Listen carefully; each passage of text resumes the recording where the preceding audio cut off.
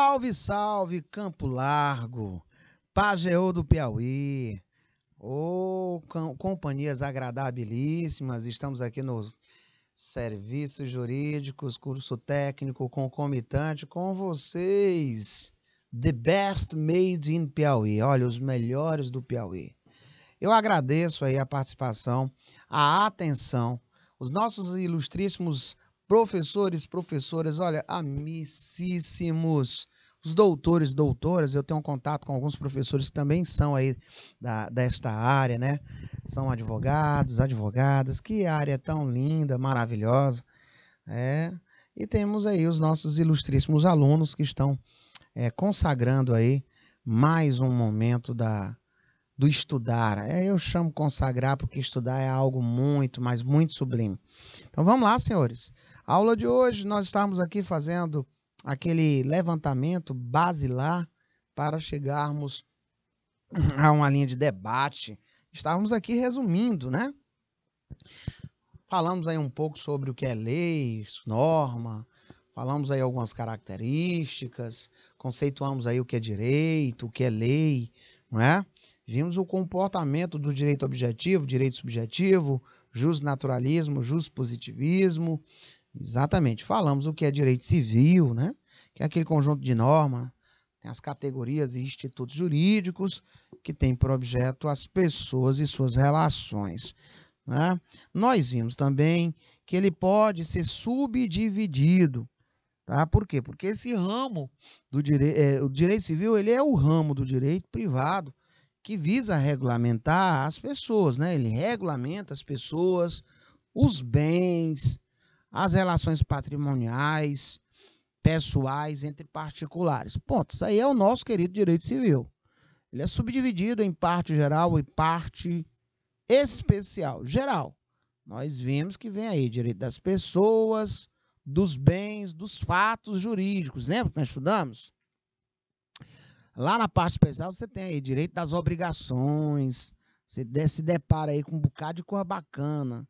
Aí você tem aí direito de empresa, direito das coisas. Aí vem, gente, um lugar que é certeza de treta. Direito da família, direito das sucessões. Ah, meus jovens, isso aí dá pano para as mangas, não dá? Pois bem. E aí nós temos conversado sobre direito objetivo e direito subjetivo. Foi o último levantamento que nós fizemos. Então nós temos aqui direito objetivo, direito subjetivo, são duas formas distintas, né, diferentes, porém interligadas, de relação com o ordenamento jurídico. A diferença entre eles existe pelo fato de que a palavra nossa, né, direito, ele comporta isso, tá? E aí eu dei essa dica para você, a palavra law e right, bem naquele primeiro momento, né? Nós vimos assim o direito objetivo, olha aqui, ó, direito objetivo, ordenamento jurídico que confere direitos subjetivos, que são as nossas prerrogativas. Lembra lá? Aquela facultas, né? Facultas, que eu disse para vocês que alguns estudiosos, eles não gostam muito de falar assim, tá? Mas tudo isso vai corroborar, gente, com fonte do direito. Fonte do direito é de onde? É o nascedouro, né? Segundo Miguel Reale, fontes do direito são processos ou meios em virtude dos quais as regras jurídicas se positivam com legítima força obrigatória. Já para o nosso ilustríssimo Hans Kelsen, é o fundamento de validade da norma jurídica. Por isso nós estudamos tanto norma jurídica, Hans Kelsen, estudamos muito, né? Decorre de uma norma superior válida, tá? Nós podemos classificar as fontes do direito de que forma? Nós estávamos estudando isso lá quando visualizamos, né, direito objetivo, direito subjetivo. Nós vimos que o direito objetivo, cumprimento obrigatório. Nós vimos que o direito subjetivo, exercido quando se quer, lembra? Facultas agendi. nós estudamos princípios gerais do direito, nós estudamos fontes do direito, e nós vimos que essas fontes, inclusive foi questão de prova. Olha aqui, se fazendo presente nossa aula, professor, de novo, né?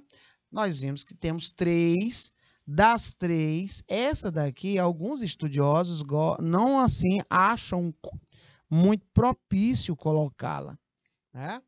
Então, materiais e formais.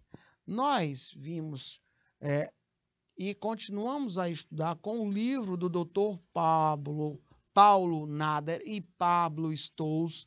Nós estamos aí trabalhando, inclusive, com o livro dele, tá? Livro dele, eu gosto muito da visão que ele tem.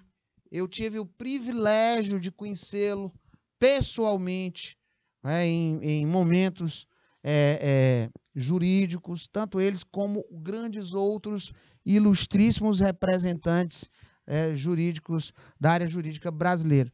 Eu não me canso de dizer que foi uma emoção muito grande. Eu tive o privilégio de conhecer Pablo Stolz, eu tive o privilégio de participar, né, de estudos dirigidos com este formidável professor.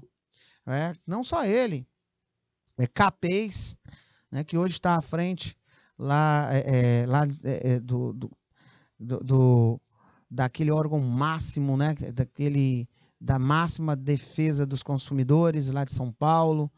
Tive o privilégio de participar de vários encontros com temas jurídicos variados com Pedro Lenz. Rapaz, Lenz é formidável, tá? E tantos outros que eu não vou tentar aqui dizer, porque eu vou incorrer no erro do esquecimento e não é merecido isso. Já eu tenho vontade muito de conhecer muitos outros grandes estudiosos aqui no Brasil. Gente, o nosso Brasil, ele é formidável e não vamos muito longe.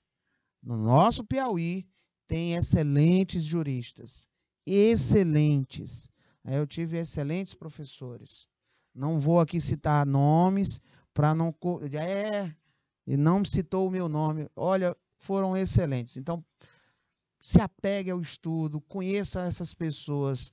As boas referências, elas têm que serem programadas. Você tem que ter aquela programação. Eu quero conhecer fulano, porque ele é uma pessoa que vai me inspirar mais e mais. Gente, chega de estar olhando para o que não presta. Olha para o que presta, tá? Olha para aquilo que é bom. Olha para o estudo, para o conhecimento. Isso é o que interessa. Você vai crescer em conhecimento, você vai amadurecer o conhecimento. Daqui mais um tempo, você vai estar olhando para o dia de hoje e vai dizer, valeu a pena. Outro dia nós iniciamos o módulo 1, hoje nós estamos iniciando o módulo 2. E daqui mais um dia eu estarei vendo a filmagem de vocês, na formatura de vocês. Pense assim, mentalize. Aí eu estou desestimulado. Você pensa assim, rapaz... Daqui mais um dia eu vou estar... olha, eu termino meu ensino médio, eu tenho um curso técnico, e se duvidar, dia 13 de novembro, que é o Enem, eu vou vou passar nas 2 etapas e eu vou fazer meu curso superior. Pega lá a promessa, tá bom? Então, nada de desanimar, não. Então, gente, esse pessoal aqui tem a máxima do meu respeito. Ele diz que as fontes históricas são fontes do direito. Segundo Paulo Nader, né, as fontes históricas, conjuntos, fatos ou elementos das modernas instituições jurídicas. A época, local, as razões que determinaram a sua formação. Certo? Em contrapartida, Miguel Reale, olha aí, Miguel Reale, tem tudo a ver com o Código Civil, depois eu vou dizer para vocês. Não considera as fontes históricas como fontes do direito. Ele acha assim que isso é de uma outra área, tá? É de um estudo de uma outra ciência. Mas, salvaguardadas essas proporções, é bom nós termos esse conhecimento. As fontes materiais do direito são todas as autoridades, pessoas, grupos e situações que influenciaram. Gente, fonte, a origem, a gênesis, tá? Fonte material é aquilo que acontece no âmbito social, porque o direito é fato social.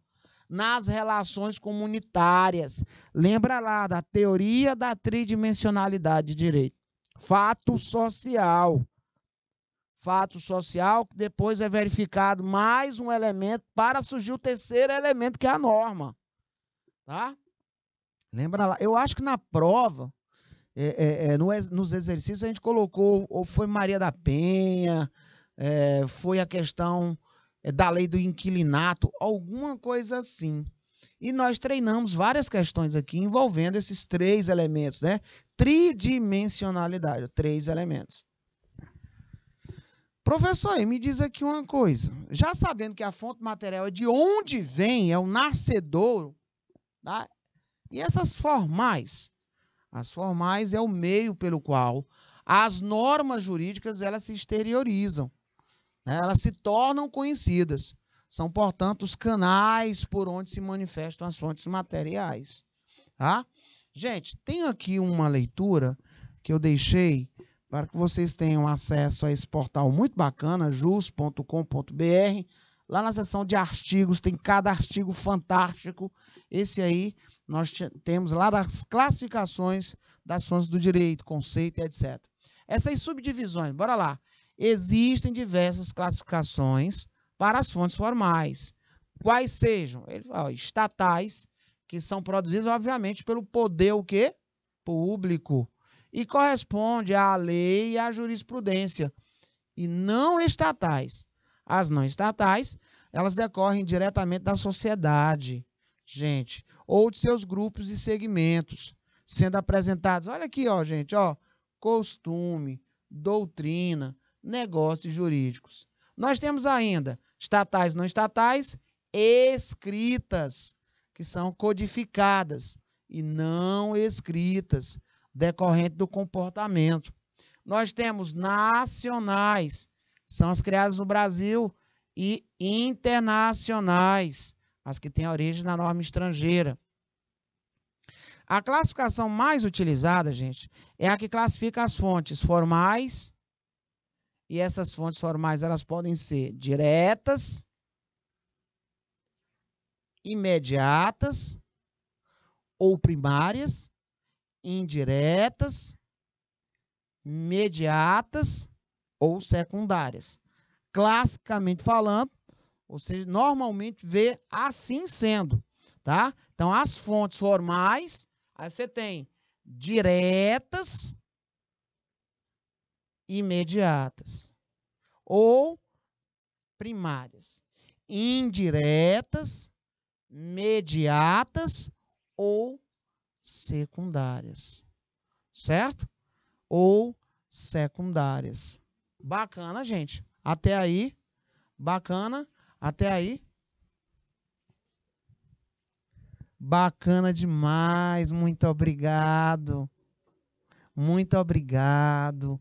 Isso aqui é bom, essa participação, rapaz. Vocês têm que... Olha, até a gente pensando em comer é bom demais, né? Rapaz. Então, ó, gente, subdivisão das fontes formais. Gente, vocês sabem que sempre eu vou trazendo, né? Esse aqui eu estou plantando a sementezinha. Aí na próxima aula a gente começa respondendo mais questões. E aí eu vou trazendo isso tudo novamente até vocês sedimentarem aí no conhecimento de vocês, na memória de vocês, tá bom? Então, ó, subdivisões das fontes formais.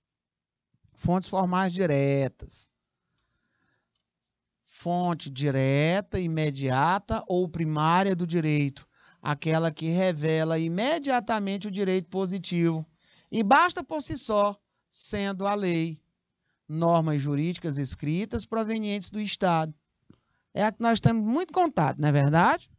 Até mesmo porque adotamos no Brasil o sistema do Civil Law.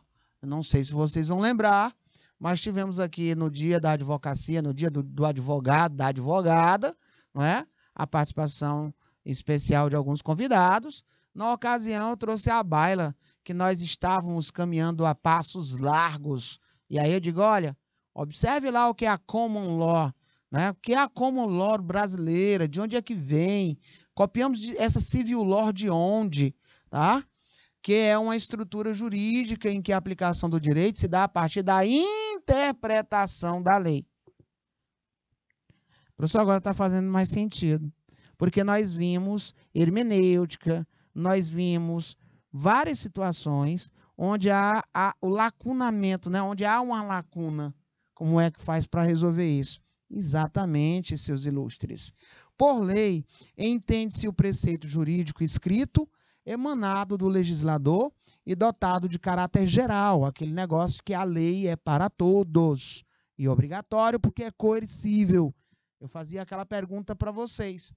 Do que adianta uma lei se não tivermos uma contrapartida do Estado? Aí vocês dizem, olha, professor, ninguém iria seguir, tá? É aquele negócio que nós vimos, a lei que pega e a lei que não pega. Vocês lembram disso? Tá? Nós vimos isso, né? É, portanto, toda norma geral de conduta que disciplina as relações de fato incidentes no direito, cuja observância é imposta pelo poder estatal.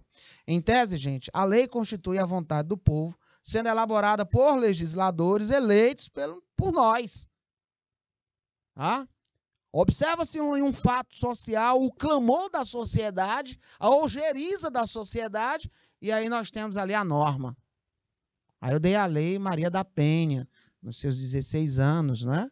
A evolução, tivemos aí uma diminuição, mas ainda temos que estar vigilantes. Todos nós somos fiscais da lei. Todos nós somos fiscais da lei.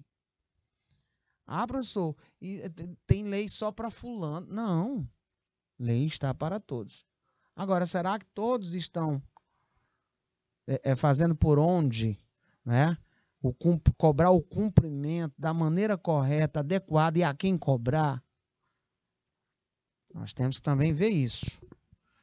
É um grau aí de reflexão. Quanto à aplicação da lei, devem seguir uma hierarquia. Falou de hierarquia, né? Eu até deixei aqui bem letras garrafais para vocês depois pesquisarem. Muita leitura legal, né? Nós vimos aí Hans Kelsen. Nós vimos que o Hans, né, o Kelsen, ele deixou quem, gente? A piramidal. Lembra que lá no topo vem quem? A nossa Constituição Federal. A lei maior. A nossa Carta Maior. Aí as leis complementares e ordinárias, abaixo da Constituição Federal. Aí tem os decretos, nós vimos aí, inclusive, gente, né, as portarias, os atos administrativos por último.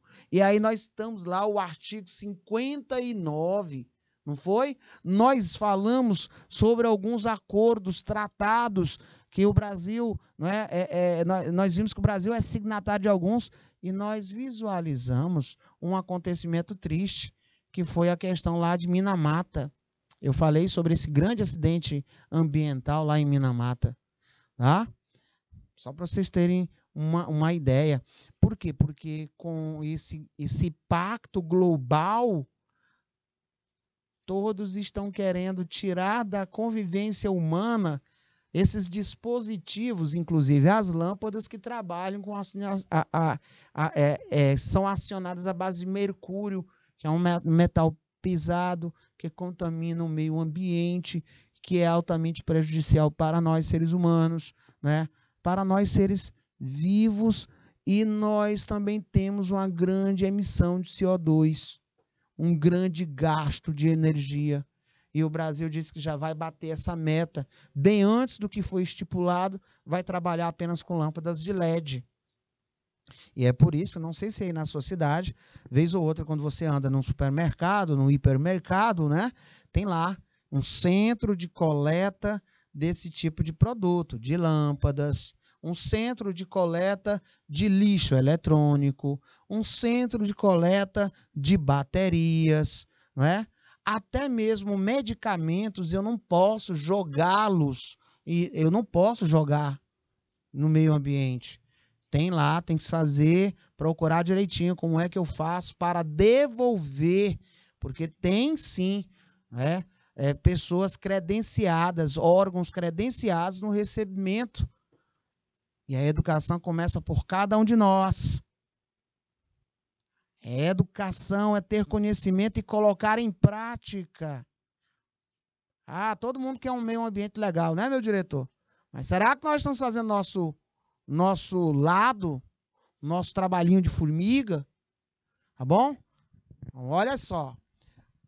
Aqui nós trabalhamos, eu não sei se vocês vão lembrar, eu trouxe para vocês uma imagem bem bonitinha da pirâmide, né?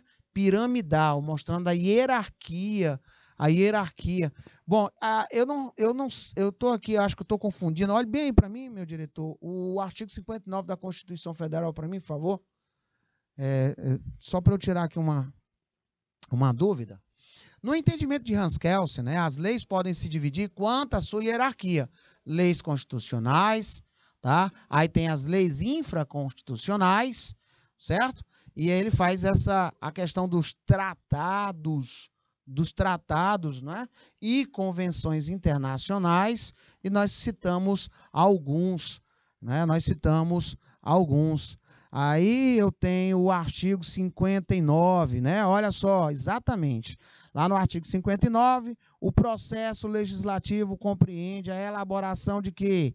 Emenda à Constituição, leis complementares. E aí eu coloquei para que vocês pudessem ver como é que o item a item tratado aí no artigo 59, senhores. Tá?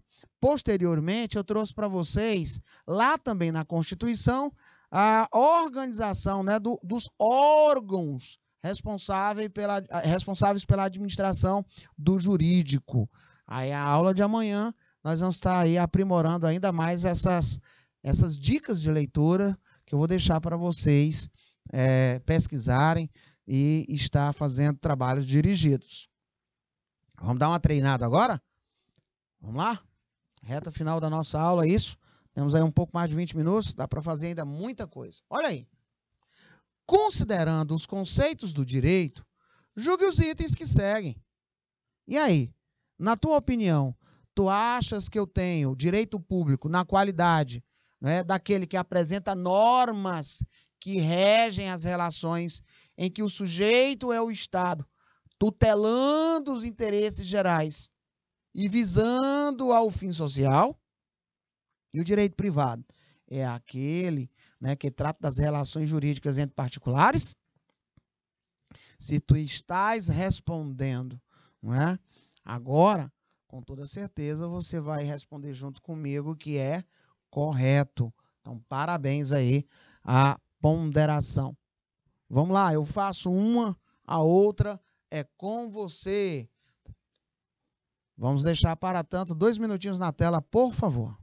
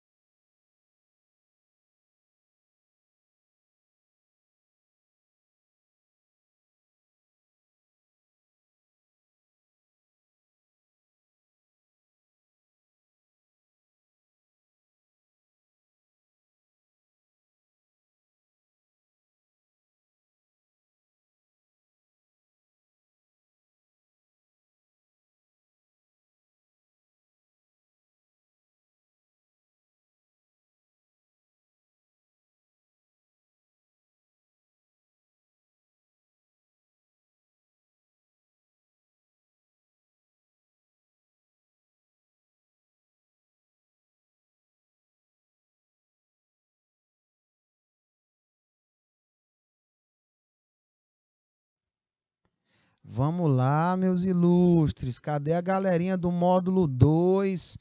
Vamos lá, introdução ao direito civil. Vocês já tiveram contato com isso inúmeras vezes. Olha, conforme preconiza o Código Civil, nosso amigão, as pessoas jurídicas são de direito público, interno ou externo, e de direito privado. Em se tratando das disposições legais acerca delas, assinale a alternativa, ele quer a correta. São pessoas jurídicas de direito público interno, ó, União, o Estado, o Distrito Federal. Gente, vocês vão ver isso aqui novamente, sabe aonde? Lá no direito constitucional. Por isso que eu estou dizendo para vocês, você saiu da introdução ao estudo do direito, veio agora para a introdução ao direito civil, vai verificar lá na basinha de estudo de direito constitucional. É uma coisa puxando a outra. Né? Aí ele fala aí, ó, direito público interno. Interno, aí fala, ó, territórios, no município, autarquia, exceto as associações públicas e as demais entidades de caráter público criadas por lei.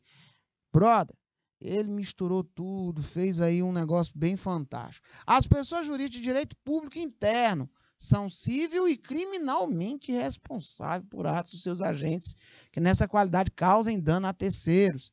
É salvado o direito regressivo contra os causadores do dano, se houver por parte deles culpa ou dolo. Olha aí. São pessoas jurídicas de direito público externo. Estados, estrangeiros e todas as pessoas que forem regidas pelo direito internacional público. Pronto. Nossa letrinha C, ela tá linda aí, maravilhosa. Nos demais, ele fez algumas misturas, algumas pontuações, tá? Que não valem este crivo. Cuidado. Vamos relembrar? Costume. Uso reiterado da repetição constante e uniforme de determinado ato social, que se torna imprescindível para a sociedade dita obrigatório. Né? E aí ele passa, né, a ser visualizado, né, como fonte. E aí, pronto, nós vamos lembrar nesse caso aí, gente, do consuetudinário, correto? Artigo 4º da Lei de Introdução às Normas do Direito Brasileiro, meus queridos. Quando a lei for omissa, o juiz decidirá o caso de acordo com a analogia, os costumes e os princípios gerais do direito. Olha a LINDB se fazendo presente. Nós vimos o que é a lei, né? Vamos lá? No direito, lei, ele é um documento escrito, editado por uma autoridade competente e de acordo com um procedimento específico e que veicula normas jurídicas. Em seu sentido amplo, esse termo compreende todos os atos normativos contidos no processo legislativo. Então, o que é uma lei e para que serve? Em uma sociedade, a função das leis, gente, é de controle. Controlar os comportamentos e ações de todos nós, tá? De acordo com os princípios daquela sociedade. Já no âmbito do direito, lei é uma regra tornada obrigatória pela força coercitiva do poder legislativo ou de autoridade legítima, que constitui os direitos e deveres numa comunidade. O professor vira e mexe, nós estamos relembrando direito, lei, né? Súmula, jurisprudência, perfeito. Mais uma aí, de lei. A norma imposta pelo Estado e tornada obrigatória na sua observância, assumindo forma coativa. Ela é coercível, né? Costume. É a reiteração constante de uma conduta na convicção de ser a mesma obrigatória. Na falta de lei, o juiz pode decidir a questão de acordo com o costume. Doutrina é a interpretação da lei. Ó, interpretação da lei feita pelos estudiosos da matéria, em comentários, aulas, tratados, pareceres, monografias e etc. Doutrina. Jurisprudência é o modo pelo qual os juízes e tribunais se orientam nas soluções das diferentes questões. Firma-se por sentenças, decisões, resoluções ou acórdãos proferidos nas demandas. Isso tudo nós já vimos, tá? Olha aqui a nossa amiguinha Lindbe. Ó, Lindbe. Lei de Introdução às Normas do Direito Brasileiro. Trata-se da antiga, olha só, Lei de Introdução ao Código Civil, por isso que é chamada de LIC, era chamada de LIC, né? É uma norma jurídica que visa regulamentar outras normas jurídicas. Então, ela é uma norma jurídica que visa regulamentar outras normas jurídicas. E ela é bem curtinha, gente. Ela é curtinha, ela não é grande, tá? Determinando o quê, professor? Ele vai determinar o seu modo de aplicação e entendimento aonde? No tempo e no espaço. Professor, a gente já estudou isso. Com certeza. Embora seja anexa ao Código Civil, ela é autônoma e ela se aplica a todos os ramos do direito. Perceberam? Ramos do direito. Isso não acontece se o tema for regulado de forma diversa na legislação específica. Só não acontece aqui. Bacana? O que eu ainda tenho mais de informação? A Lindbe, inicialmente conhecida como Lei de Introdução ao Código Civil, LIC, promulgada pelo Decreto-Lei 4657 de 42, tratada como um conjunto de normas de introdução ao direito civil privado. Entretanto, as normas contidas não versavam apenas sobre o direito privado, tá? Por essa razão, sofreu alteração do seu nome através da Lei 12.376 de 2010, que entrou em vigor em 31 de dezembro do mesmo ano, passando a vigorar com a seguinte redação: Lei de Introdução às Normas do Direito Brasileiro. Afastando aí, gente, qualquer dúvida acerca da amplitude do seu campo de aplicação. Foi por isso que ela mudou de LIC para Lindbe, certo? A Lindbe é uma norma jurídica, vai grafando. Ela é uma norma jurídica, ela visa regulamentar as outras normas, tem composição de 30 artigos, nos quais aborda vigência da lei, a aplicação da norma jurídica no tempo e no espaço, foi item de estudo nosso, fontes do direito, tendo como objetivo orientar a aplicação do Código Civil, diminuindo controvérsias que foram surgindo desde a sua primeira edição em 1916. Vale pontuar que se trata de uma norma atemporal, visto que serviu para introduzir diversos outros códigos e leis. Olha como é importante. Finalidade: estabelecer a vigência e eficácia das normas jurídicas. Nós vimos ali a vacatio legis. Nós vimos que se atribui ao artigo 1º da Lindbe 45 dias, se porventura essa lei não traga no seu próprio corpo a data da vigência. E nós vimos que isso pode acontecer. É por isso que algumas leis elas já trazem o próprio corpo, não é? E em que circunstâncias elas aconteçam, que elas passam, né? Elas entram em vigor da data da sua publicação. Se for algo de maior impacto, tem esse período de vacância para que as pessoas, para que toda a sociedade, ela possa tomar conhecimento ou até mesmo se readequar, tá? Estabelecer o caso de conflito das leis no tempo. As leis modificam com o tempo. O direito ele é dinâmico.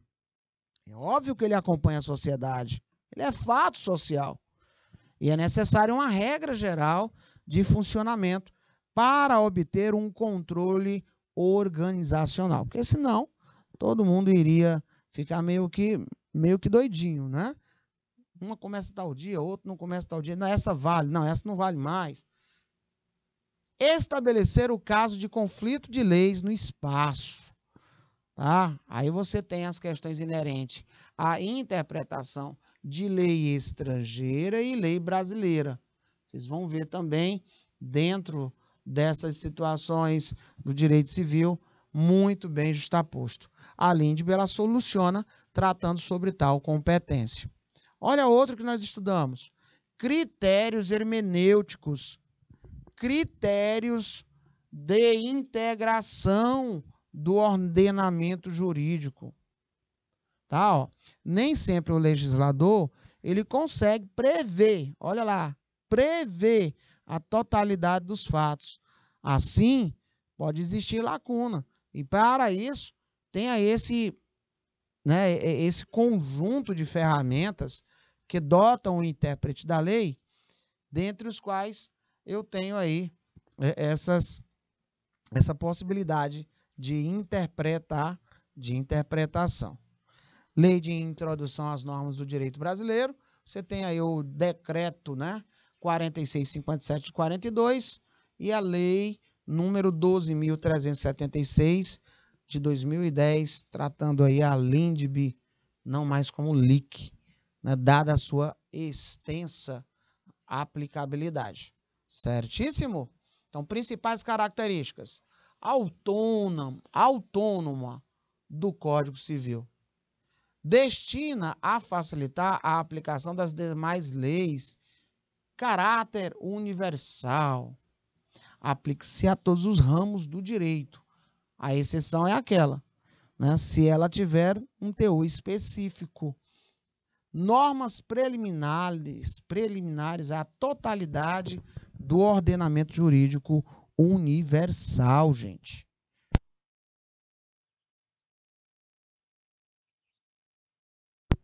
Então, meus ilustres, olha só, nós estamos trabalhando, né, no primeiro momento da nossa aula de introdução ao direito civil, a importância do reconhecimento daqueles dados da base que nós estudamos. O que é lei, o que é direito, tá? O que é súmula. Nós vimos o comportamento e a importância, né, singular da própria Lindbe. Por que ela agora tem esse nome, né, desde 2010? Isso, ela traz características, ela traz aí uma importância singular na sua área de atuação, tá? Singular na sua área de atuação, certo? Isso por quê? Porque tudo aquilo que gera uma vacância, tudo aquilo que gera um conflito, temos aí esses 30 artigos que vão nortear, né, a vida do intérprete da lei. Então, vamos dar uma olhadinha aqui numa questão. Olha lá. O artigo 4º, e nós já lemos esse artigo várias vezes, gente. Hoje nós já lemos bem 2 vezes, tá?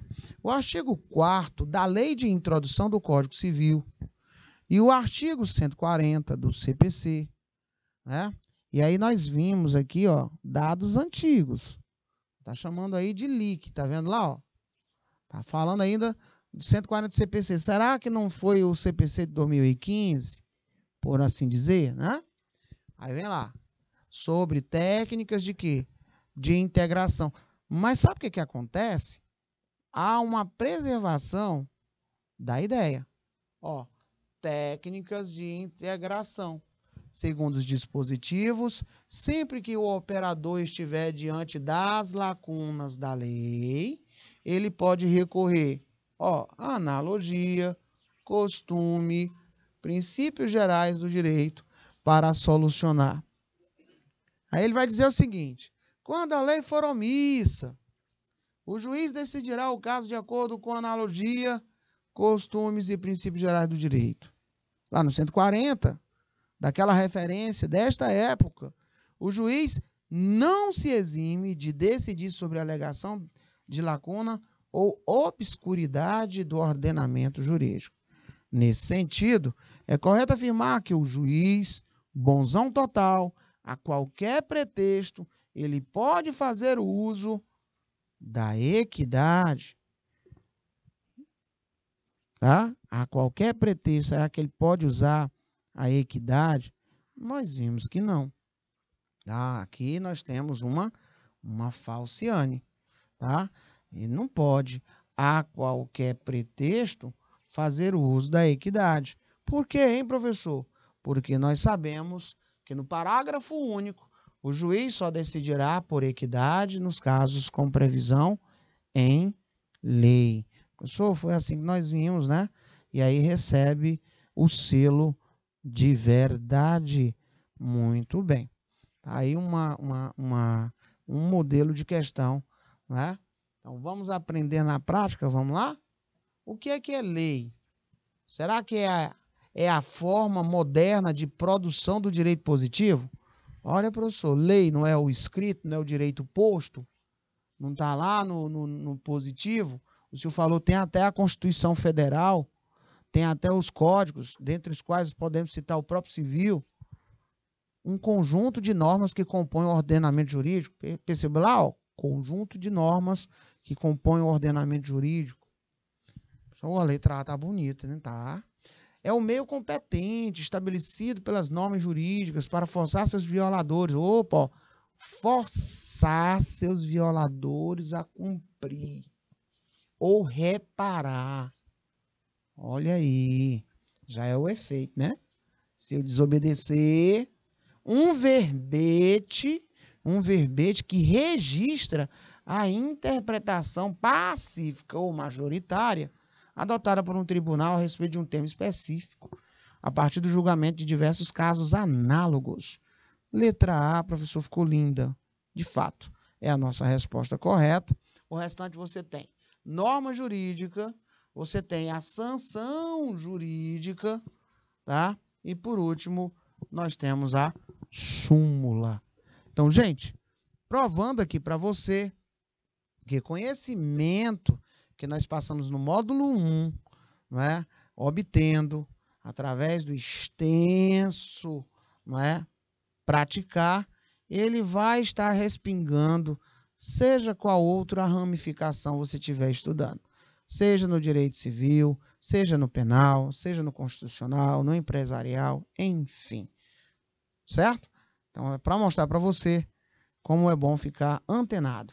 Eu te espero na aula de amanhã com o constitucional e na semana que vem tem a correção das tarefas para casa. Até breve.